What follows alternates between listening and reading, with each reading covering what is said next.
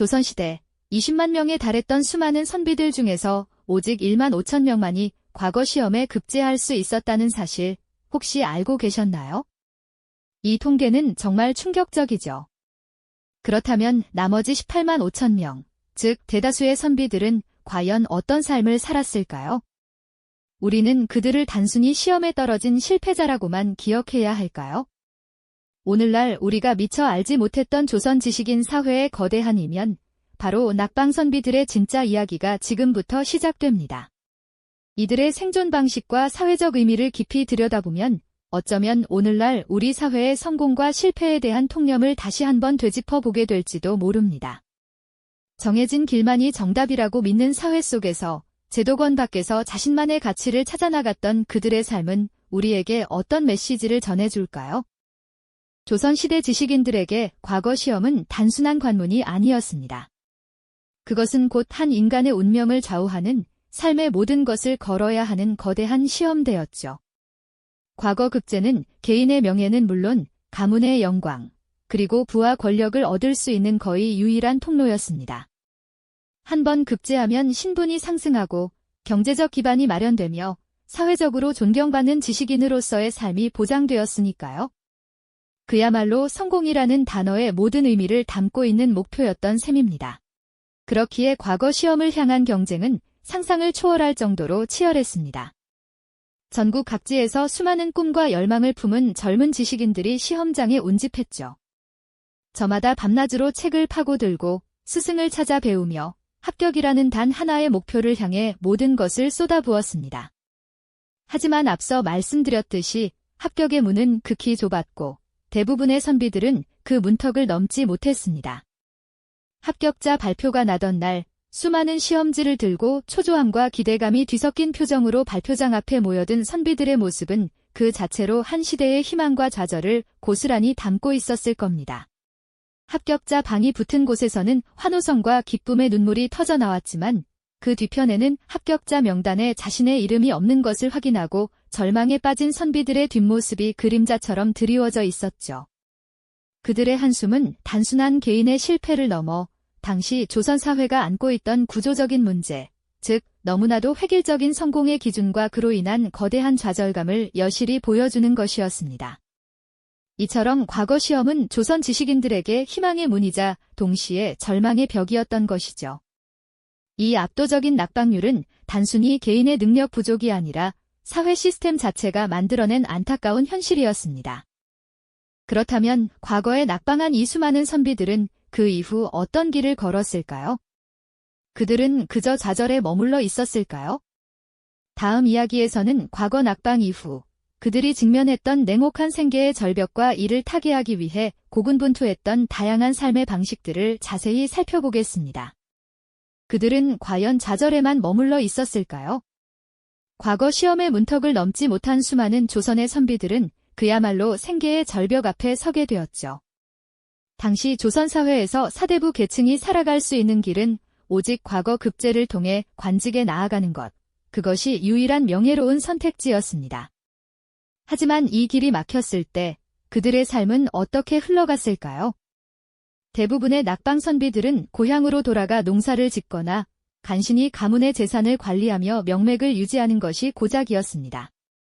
평생 갈고 닦은 학문이 머릿속에 가득했지만 이를 펼칠 기회는 좀처럼 찾아오지 않았죠. 이상과 현실의 괴리 속에서 깊은 고뇌에 빠지는 것은 어쩌면 너무나 당연한 수순이었을 겁니다.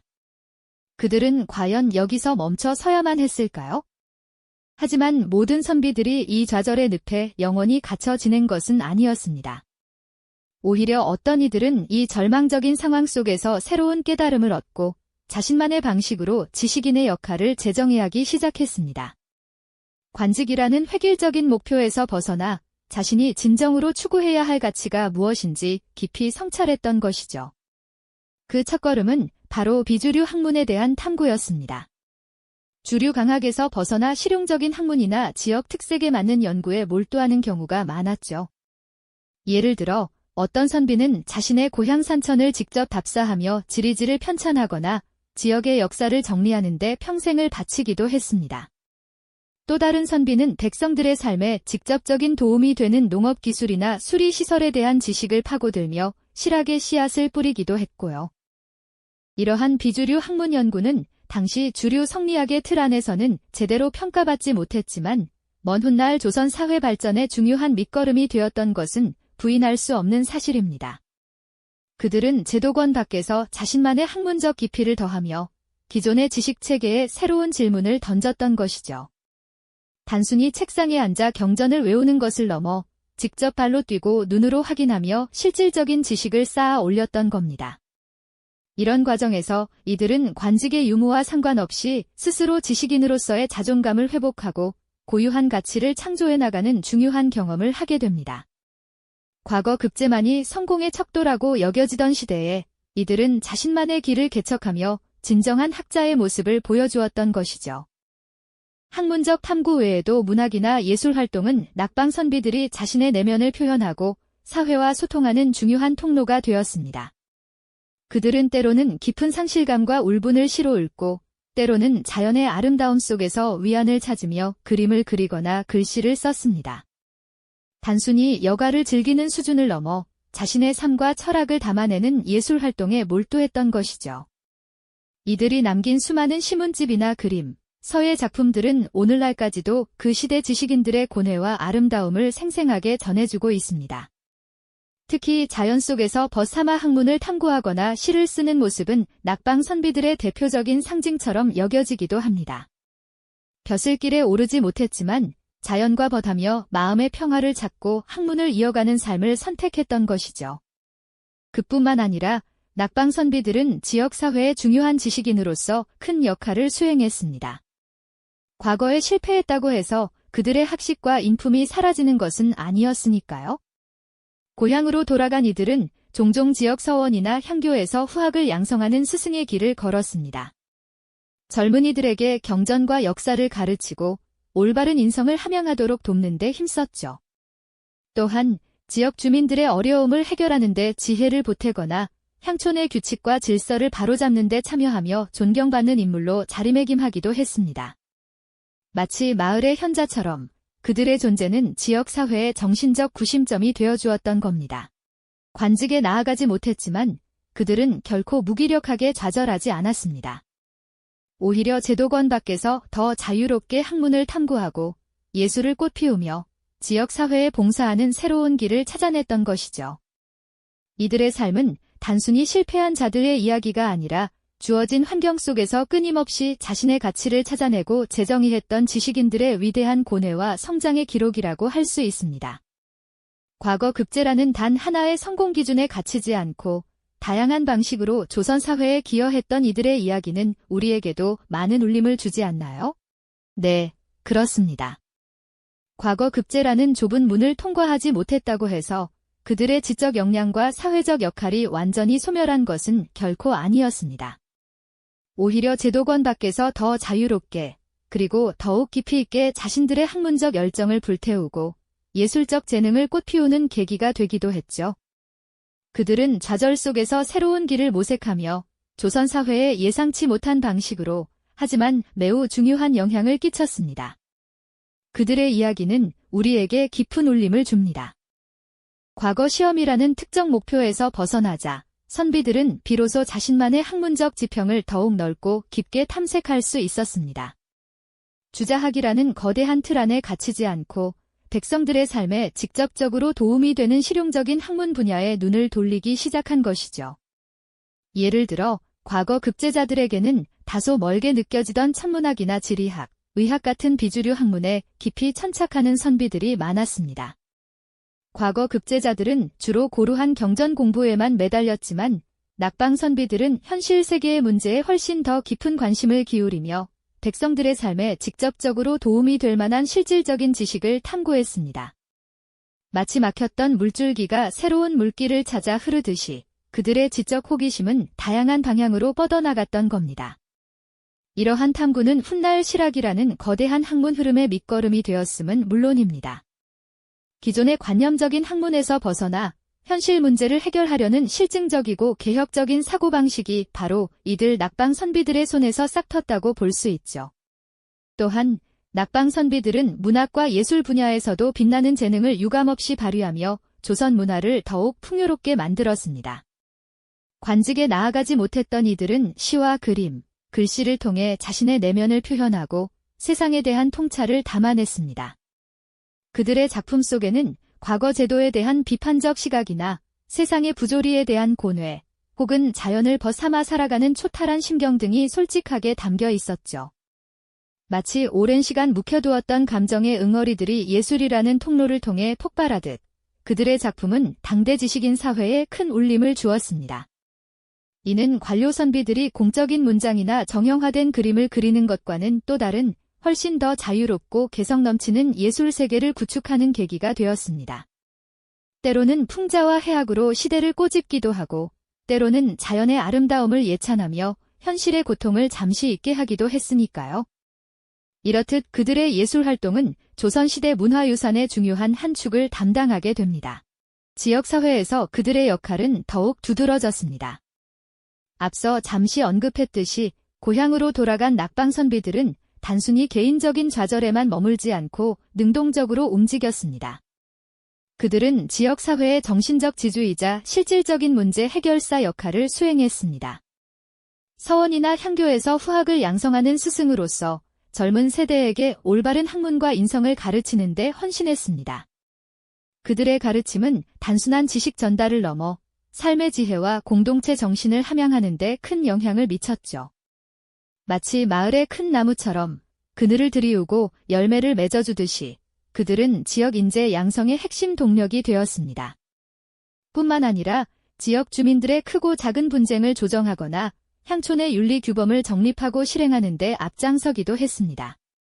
그들은 중앙 정치의 복잡한 이해관계에서 벗어나 오직 지역 사회의 안녕과 발전을 위해 순수한 마음으로 헌신할 수 있었던 겁니다. 때로는 지역의 역사와 문화를 기록하고 보존하는 일에 참여하여 오늘날 우리가 조선시대 지방 문화를 이해하는 데 귀중한 자료를 남기기도 했습니다. 이처럼 낙방 선비들은 제도권 밖에서 오히려 더 넓은 의미의 지식인으로서 조선 사회의 다양한 층위에서 활발하게 활동하며 중요한 역할을 수행했던 것이죠. 그들의 존재는 조선이라는 거대한 사회를 묵묵히 지탱하는 보이지 않는 힘이자 문화적 다양성을 심어주는 중요한 밑거름이었다고 해도 결코 과언이 아닐 겁니다.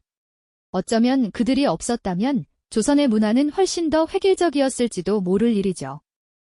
결국 과거 급제라는 단일한 성공의 기준에 갇히지 않고 자신만의 방식으로 삶을 개척했던 이들의 이야기는 우리에게 깊은 통찰을 안겨줍니다. 그들의 삶은 단순한 좌절의 기록이 아니라 오히려 실패가 새로운 시작을 알리는 기회가 될 수 있다는 역설적인 깨달음을 주지 않나요? 그들의 고뇌와 노력이 모여 조선 사회의 지적 다양성과 문화적 풍요로움을 꽃피웠다는 사실은 오늘날 우리에게도 획일적인 성공의 의미를 다시금 깊이 생각하게 하는 중요한 메시지가 될 것입니다. 맞습니다. 그들의 고뇌와 노력이 모여 조선 사회의 지적 다양성과 문화적 풍요로움을 꽃피웠다는 사실은 오늘날 우리에게도 획일적인 성공의 의미를 다시금 깊이 생각하게 하는 중요한 메시지가 될 것입니다.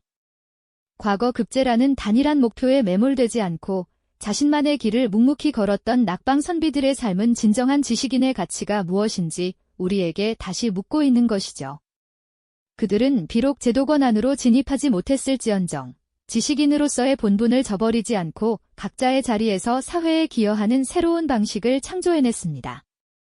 마치 씨앗이 땅속 깊이 뿌리를 내려야 비로소 튼튼한 나무로 자라나듯 그들의 실패는 오히려 조선 사회의 다양한 지식과 문화가 싹을 틔우는 비옥한 토양이 되어주었던 셈입니다. 이처럼 낙방 선비들은 과거 합격이라는 하나의 기준에서 벗어나 자기만의 방식으로 삶을 개척하며 지식인으로서의 가치를 새롭게 정의했습니다. 그들의 영향은 당장 눈에 띄는 화려한 성과는 아니었지만 마치 강물이 조용히 흐르며 주변을 풍요롭게 만들듯이 조선 사회 전반에 걸쳐 조용하고도 강력한 파동을 일으켰죠. 이름 없이 빛나는 별처럼 이들의 노력은 후대의 실학이라는 거대한 학문의 줄기를 키워냈고 문학과 예술의 지평을 넓히는 데 결정적인 역할을 했습니다. 우리가 오늘날 조선시대의 풍부한 문화유산을 논할 때 어쩌면 그 상당 부분이 바로 이 낙방 선비들의 고독한 연구와 창작 활동에서 비롯되었을지도 모른다는 깊은 통찰을 안겨주는 대목입니다. 그들의 삶을 통해 우리는 단순한 낙방이 아닌 성공이라는 획일적인 기준에 갇혀있던 사회에서 실패를 통해 오히려 더 넓은 지평을 열고 진정한 지식인의 길을 걸었던 이들의 강인함과 지혜를 엿볼 수 있습니다. 정해진 하나의 길만이 성공이라고 믿었던 시대에 자신만의 의미 있는 길을 찾아 걸었던 그들의 모습은 오늘날 우리에게 깊은 공감과 함께 존경심을 불러일으키지 않나요? 치열한 경쟁 속에서 오직 하나의 목표만을 향해 달려가야 한다고 강요받는 지금, 우리는 과연 어떤 기준으로 삶의 가치를 판단하고 있는지 근본적인 질문을 던지게 됩니다. 결국 조선시대 낙방 선비들의 이야기는 오늘날 성공과 실패의 경계에서 고민하는 현대인들에게 무척 중요한 메시지를 전합니다. 사회가 정해놓은 틀에 갇히지 않고 좌절 속에서도 자신만의 가치를 발견하며 삶의 의미를 찾아나가는 태도가 얼마나 소중한지 말이죠. 때로는 포기하지 않는 끈기가, 때로는 과감한 방향 전환이 우리를 더 큰 깨달음으로 이끌 수 있다는 것을 그들의 삶은 증명하고 있습니다. 이들의 이야기는 단순한 과거의 기록이 아닙니다. 오히려 시대와 공간을 초월하여 진간다운 삶의 의미를 끊임없이 질문하게 만드는 오늘을 사는 우리의 거울이라고 할 수 있을 겁니다. 정해진 길만이 성공이 아니라 자신만의 빛깔로 삶을 채워나가는 모든 과정이 얼마나 값진 것인지 낙방 선비들의 이야기는 우리에게 잔잔하지만 깊은 여운을 남겨줍니다. 우리는 그들의 삶을 통해 진정한 성장이란 무엇인지, 그리고 어떻게 우리만의 의미 있는 삶을 만들어갈 수 있을지 다시금 생각해보게 될 것입니다. 이 영상이 도움이 되셨다면 좋아요와 구독 부탁드립니다. 여러분의 응원이 제게 큰 힘이 됩니다. 다음 영상에서도 더 유용한 정보를 공유하겠습니다. 감사합니다.